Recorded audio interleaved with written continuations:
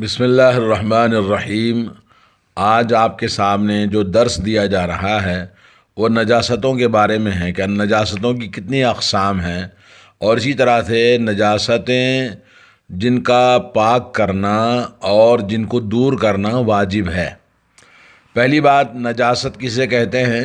نجاست وہ گندگی ہوتی ہے جو مسلمان کے اوپر،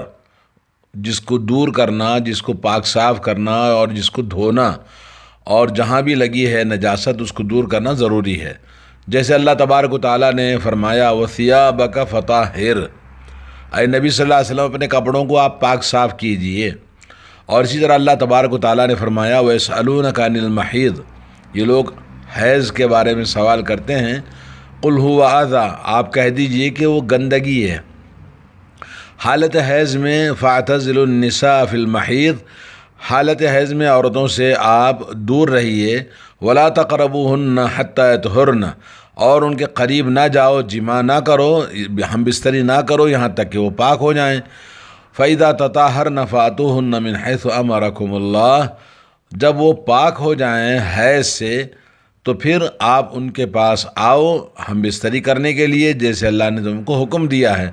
إِنَّ اللَّهَ يُحِبُّ التَّوَّابِينَ وَيُحِبُّ الْمُتَطَهِّرِينَ، یقیناً اللہ محبت کرتا ہے توبہ کرنے والوں سے، اور اللہ تعالیٰ محبت فرماتا ہے ان لوگوں سے جو پاکی صفائی کا اہتمام کرتے ہیں۔ یعنی آدمی سے غلطی ہوتی ہے، غلطی جو بھی ہم سے نافرمانی ہوتی ہے اس میں توبہ کرنا چاہیے اور پاکی صفائی کا اہتمام کرنا چاہیے تاکہ اللہ تعالیٰ کی محبت حاصل ہو۔ اب آئیے آپ کو بتاتے ہیں نجاستوں میں کون سی نجاست آپ کو یعنی ضروری ہے جانکاری کرنا اور اس کی پاکی صفائی کا اہتمام کرنا۔ سب سے پہلے آدمی کا پیشاب اور اس کا پاخانہ۔ آدمی کا پیشاب اور پاخانہ اس کو دور کرنے کے لیے دھونا ضروری ہے اور اس کو دور کرنا جسم سے ضروری ہے۔ نمبر 1، آدمی کا پیشاب پاخانہ، تو اس میں سے ہم پہلے یہ بات جانتے ہیں کہ چھوٹے بچوں کا پیشاب اور پاخانہ چاہے لڑکا ہو یا لڑکی ہو، رسول کریم صلی اللہ علیہ وسلم نے فرمایا بول الغلام ينضح وبول الجاریۃ یعنی یغسل، آپ صلی اللہ علیہ وسلم نے فرمایا کہ لڑکے کا پیشاب اس کو چھینٹے دینا کافی ہے اور لڑکی کا پیشاب اس کو دھونا ضروری ہے۔ یعنی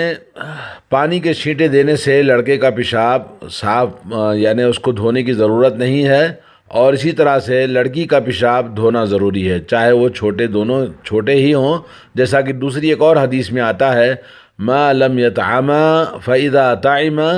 غسلا جميعا، یعنی ان دونوں کے لیے جب تک آپ لڑکے کے پیشاب کو چھینٹے دینا چاہیے اور لڑکی کے پیشاب کو دھونا چاہیے جب تک کہ وہ کھانا نہ کھائیں، اور جب وہ کھانا کھانے لگے تو لڑکا ہو یا لڑکی دونوں کا پیشاب دھونا ضروری ہے، پاخانہ تو دھونا ہی ہے۔ تو یہ حدیث مسند احمد میں، ابو داؤد میں، ترمذی میں، نسائی میں اور بہت ساری کتابوں کے اندر سب کے اندر موجود ہے۔ اور اسی طرح سے جیسا کہ بخاری کے اندر بھی ہے، صحیح بخاری و مسلم میں، کہ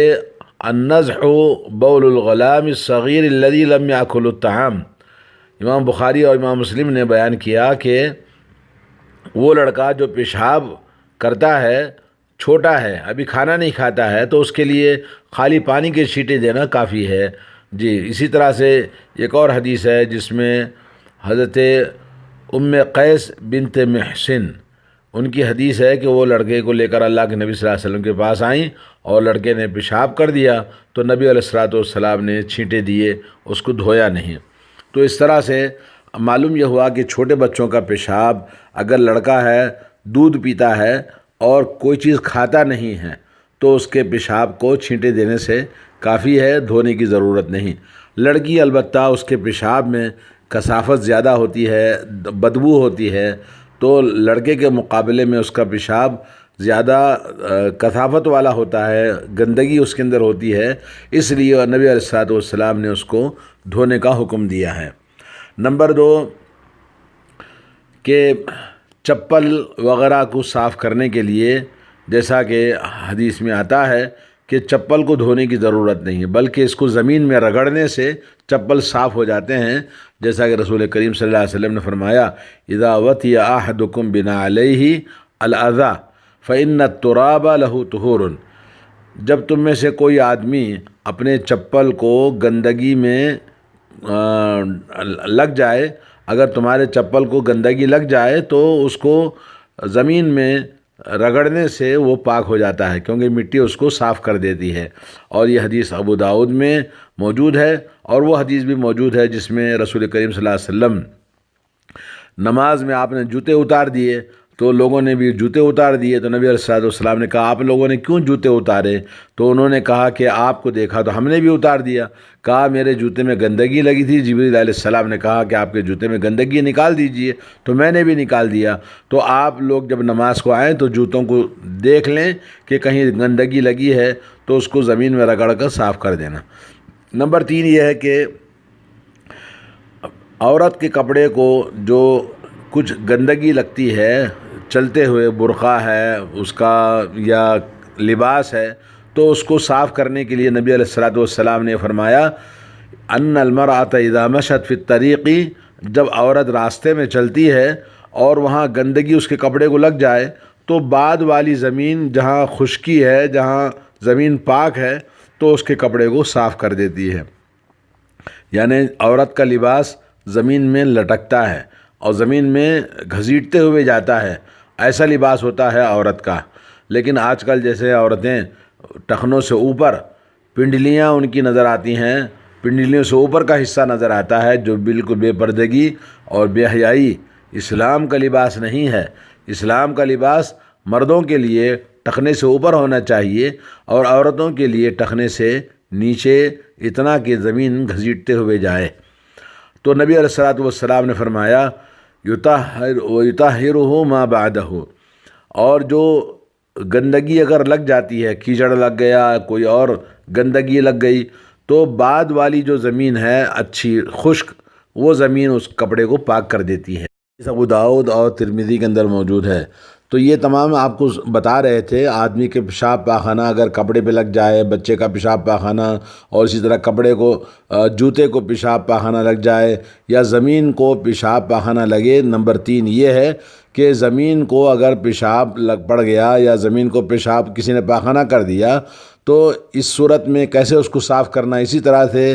بستر وغیرہ کے اندر، تو یہاں پر اگر پاخانہ لگا ہوا ہے تو اس کو دور کرنا اور پھر اس کے بعد اس پر پانی ڈال کر صاف کرنا ضروری ہے۔ البتہ پیشاب کے لیے اگر زمین پر پیشاب لگا ہوا ہے یا بستر پر پیشاب لگا ہوا ہے تو ایسی صورت میں زیادہ پانی ڈال کر اس کو خشک کرنے سے وہ صاف ہو جاتا ہے، جیسا کہ اس بدو اعرابی کا قصہ جو نبی کریم صلی اللہ علیہ وسلم کے موجودگی میں مسجد میں پیشاب کر دیا۔ نبی علیہ السلام موجود تھے، صحابہ بھی موجود تھے، صحابہ کرام نے اس کو ہڑبڑایا، بولے روکا، لیکن نبی علیہ السلام نے فرمایا چھوڑ دو، جب اس نے پیشاب شروع کر دیا ہے تو پھر اس کو روکنا مناسب نہیں ہے۔ وَأَحْرِقُوا عَلَى بَوْلِهِ سِجِلًّا مِّن مَّاءٍ أَوْ ذَنُوبًا مِّن مَّاءٍ، آپ نے فرمایا کہ اس کے پیشاب پر ایک بالٹی یا ایک گھڑا پانی ڈال دو تو پھر وہ ختم ہو جائے گا۔ فَإِنَّمَا بُعِثْتُم مُيَسِّرِينَ وَلَمْ تُبْعَثُوا مُعَسِّرِينَ، آپ صلی اللہ علیہ وسلم نے فرمایا کہ دیکھو آپ لوگوں کے لیے آسانیاں پیدا کرنے والے بنائے گئے ہو، اور آپ لوگ تنگی کرنا، لوگوں کو تکلیف دینا، مشقت میں ڈالنے والے نہیں بنا کر بھیجے گئے۔ یعنی اللہ تعالیٰ نے جو دین ہمیں توفیق دی ہے، یہ دین لوگوں کے لیے آسانی پیدا کرنا ہے، جس میں لوگوں کے لیے سہولت ہو، اور لوگوں کو تنگ کرنا، لوگوں کو مجبور کرنا، لوگوں کو تکلیف پہنچانا، یہ ہمارا دین نہیں سکھاتا ہے۔ یہ حدیث صحیح بخاری صحیح مسلم کے اندر موجود ہے۔ تو اور اس میں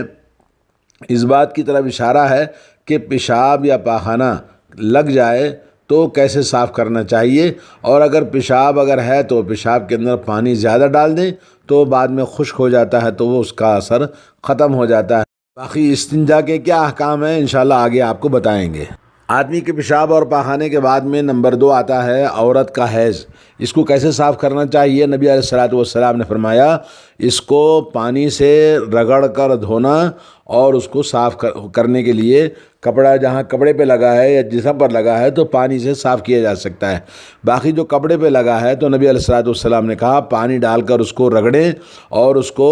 رگڑنے کے بعد میں پھر اس کو جھٹکیں اور جھٹکنے کے بعد اس کو سکھائیں تو پھر اس میں نماز آپ پڑھ سکتے ہیں۔ عورتوں کے لیے آپ نے فرمایا، صحیح بخاری اور صحیح مسلم کی حدیث ہے۔ تو عورت کے حیض کے کپڑے دھو کر استعمال کر سکتے ہیں، اس میں نماز پڑھ سکتے ہیں، اگرچہ کہ حیض کے خون کا اثر اور کلر باقی ہو، کیونکہ کپڑے پہ کاٹن کے کپڑے پہ وہ کلر پکڑ لیتا ہے، تو ایسی صورت میں کوئی حرج نہیں ہے۔ جب اس کا گندگی اس کی دور ہو جائے اور اس کے اندر سے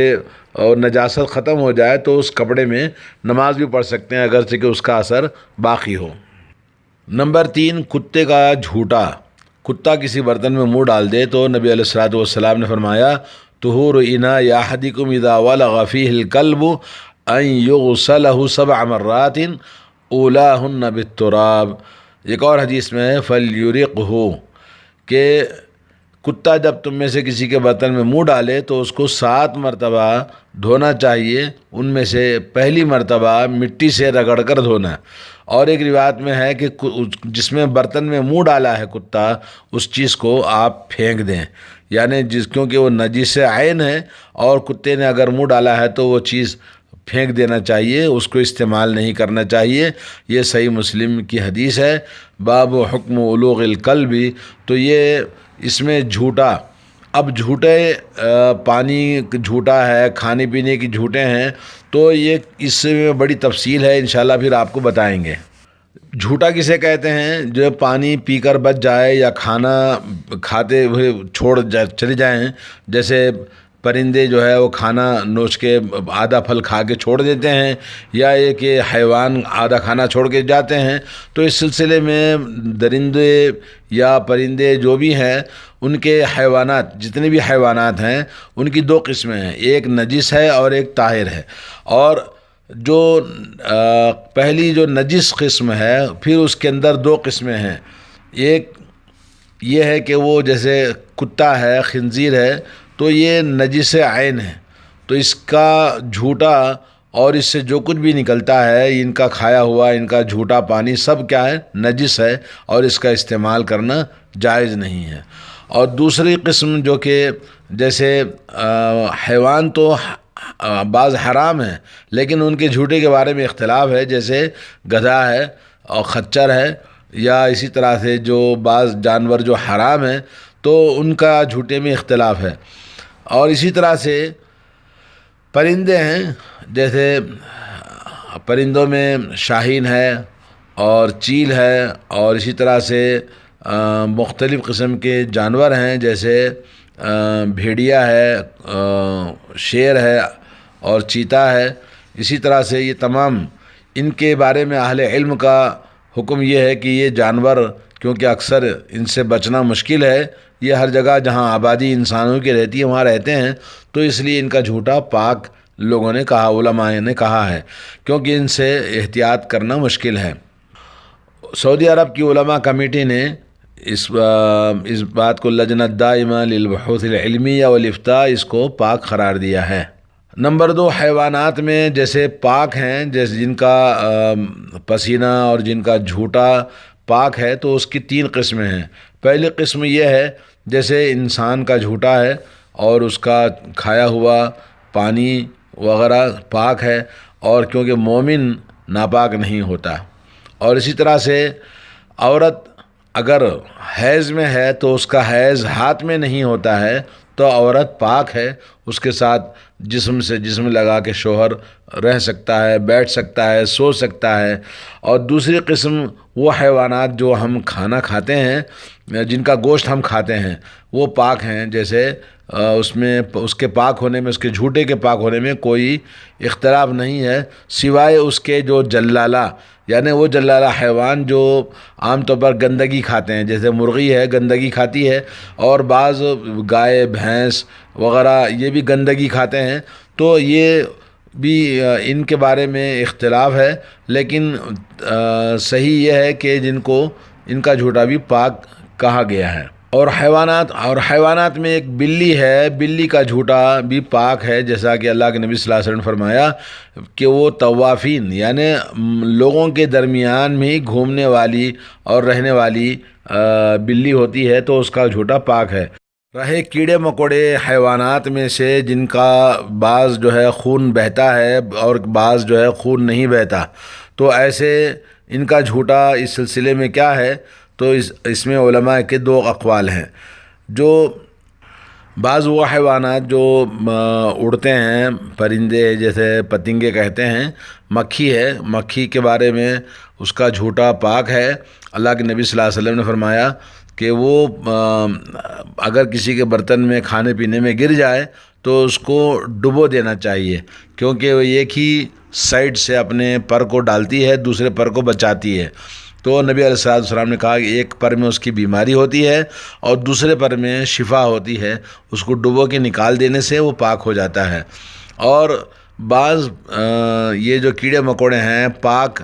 پیدا ہوتے ہیں تو وہ پاک کہلاتے ہیں، اور گندگی میں پیدا ہوتے ہیں تو وہ گندگی میں، کیونکہ بعض کیڑے گندگی میں پیدا ہوتے ہیں تو وہ گندے ہوتے ہیں، اور بعض کیڑے جو ہے وہ جیسے بعض پاک ہوتے ہیں، پاکیزہ چیز میں پیدا ہوتے ہیں تو ان کو پاک ہی کہلائیں گے۔ جیسے کیا کہتے ہیں، جھنگر ہے، یا یہ کہ وہ حمام میں پیدا ہونے والے جھنگر جو کہ بالکل گندگی میں پیدا ہوتے ہیں، گندگی کے جو کیڑے ہوتے ہیں، پیشاب پاخانے کے ذریعے، کوڑا کرکٹ کے ذریعے جو حیوانات جو کیڑے مکوڑے پیدا ہوتے ہیں، جھنگر جسے کہتے ہیں، اور یہ تمام چیزیں گندگی میں پیدا ہونے والے نجس ہیں، اور وہ زندہ بھی ہوں یا مردہ بھی ہوں، کسی بھی چیز کو چھوتے ہیں، کسی میں گرتے ہیں تو وہ سب نجس ہے، اس کو نکال کے پھینک دینا چاہیے۔ اور بھی نجاستوں کا بیان ہے، انشاءاللہ کل آپ کو بتائیں گے جی۔